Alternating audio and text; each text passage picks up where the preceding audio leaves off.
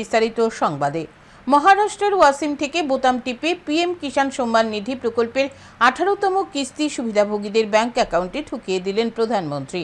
অরুন্ধতী নগরস্থিত রাজ্য কৃষি গবেষণা কেন্দ্র থেকে ভার্চুয়ালি এই অনুষ্ঠানে অংশগ্রহণ করেন মুখ্যমন্ত্রী ডাক্তার মানিক সাহা।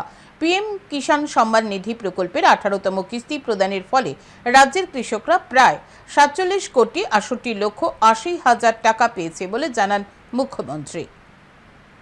শনিবার প্রধানমন্ত্রী নরেন্দ্র মোদী মহারাষ্ট্রের ওয়াসিম থেকে দেশের প্রায় 9.5 কোটির অধিক কৃষকের ব্যাংক অ্যাকাউন্টে 20,000 কোটি টাকা বোতাম টিপে পিএম কিষাণ সম্মান নিধির 18তম কিস্তি প্রদান করেন। রাজধানীর অরুন্ধতী নগর স্থিত রাজ্য কৃষি গবেষণা কেন্দ্র থেকে ভার্চুয়ালি এই অনুষ্ঠানে অংশগ্রহণ করেন মুখ্যমন্ত্রী ডাক্তার মানিক সাহা।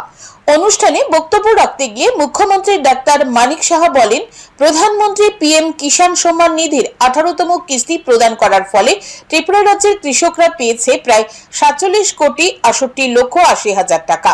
তার পূর্বে 17তম কিস্তি প্রদানের ফলে ত্রিপুরা রাজ্যের প্রায় 2,69,499 জন কৃষক উপকৃত হয়েছে।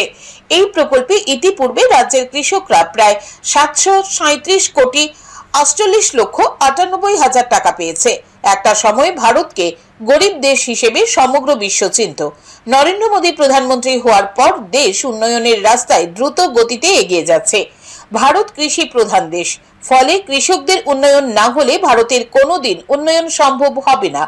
দেশের অর্থনীতির ব্যাপক উন্নয়ন হয়েছে বর্তমানে।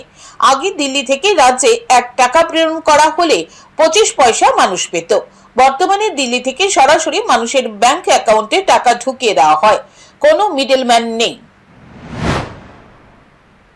যে 1 টাকা যদি পাঠায় তাহলে এটা 25 পয়সা, 100 টাকা যদি পাঠায় 25 টাকা এখানে, মানে 25 পয়সা আসতো যদি 1 টাকা পাঠায়, আর এখানে 100 টাকা যদি পাঠায় অর্থাৎ 25 টাকা, কারণ মিডলম্যান নেই।